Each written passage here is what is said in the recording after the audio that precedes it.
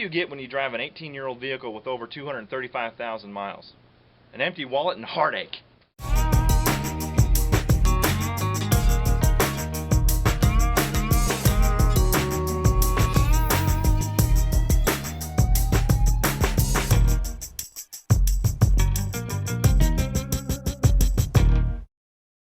Well, I'm back at it again with the Silverado, Senor Rust Bucket.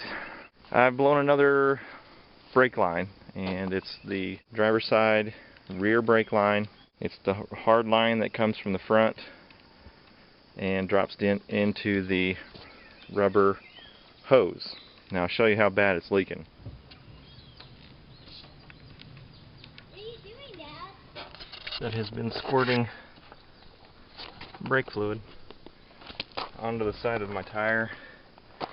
Now I've had so much fluid coming out, it's actually pooled in the spare tire. So we'll be replacing this brake line, refilling some brake fluid since I've lost an awful lot, and bleeding the brakes. Alright, so this hose is completely rusted. This fitting is completely rusted in there. I tried getting a pair of pliers on there and a wrench, and I just cannot get that fitting to come out of there. So what I think I'm going to end up doing is just getting a whole new hose. It goes to this box right here, and passenger side and driver side lines come off of this. So in the meantime, I'm going to pull this brake line out and try and reinstall the new one.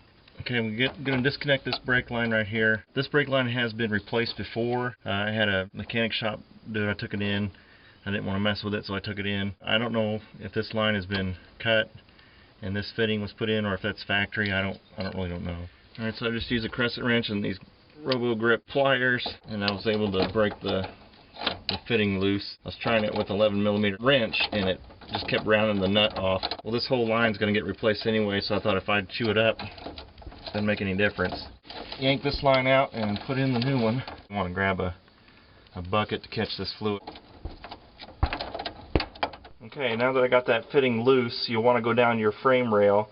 These brake lines are usually held in by plastic clamps. With this one having been replaced once before, I don't think the shop that did it clamped it back down. It seems pretty loose.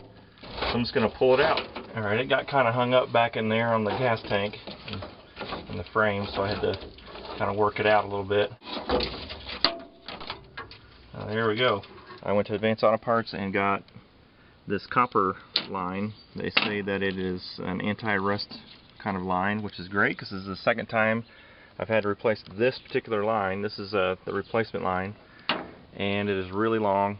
It must have been made out of a spool of brake line, because auto parts stores don't sell it that length. So I've got two lines here. I've got this union, and I'm going to attach these two lines together with this union to make the length be as long as this. And then I've got the brake hose. I goofed and got the wrong hose initially. Got the rear wheel hose and not the rear center hose, which has this T-union here. This is what goes on the rear differential, and we'll see that whenever we replace it. And I'm going to use my pipe bending tool to form this pipe here and the angles that it needs to fit into this. Okay, I'm going to connect these two brake lines together with this union.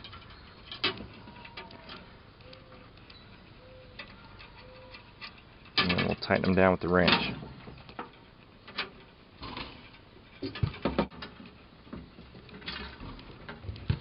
First, I'm going to go ahead and loosen this brake line and this brake line.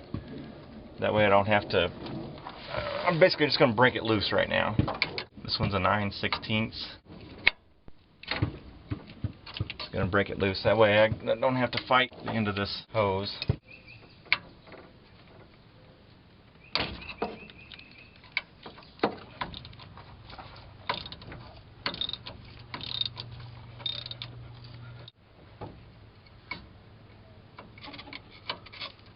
Just compare these parts together. You can see that this is the replacement, and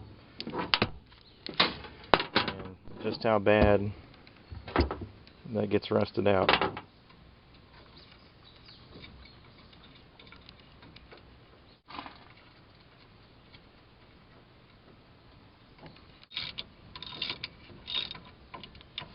Okay, now I'm going to carefully snake this new brake line over the gas tank I say carefully because this copper line, it's not very stiff like the steel line. It can bend pretty easily.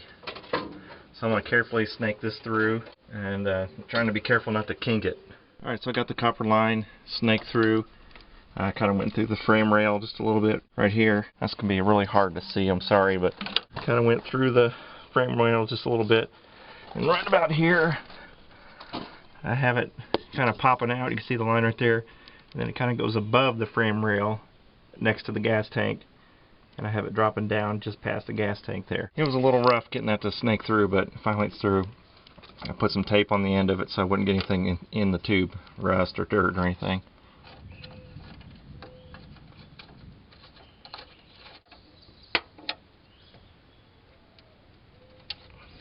Now you can see I've got plenty of line left over again with tape on the end so I can keep dirt from getting in it. Now this bracket that broke off the frame rail right up here, you know, this is just going to be a jerry rig job. There's a hole right here on the frame. I might just loop in a zip tie or something and keep that kind of back that way so it doesn't get into the suspension, which it shouldn't. And now it's time to get the pipe bending tool. I'm going to bend this around just a little bit, shorten the length, and attach it to here, and then I'll be ready to bleed the brakes.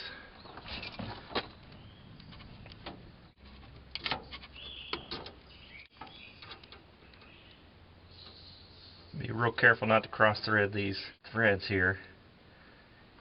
You'll be upset about that.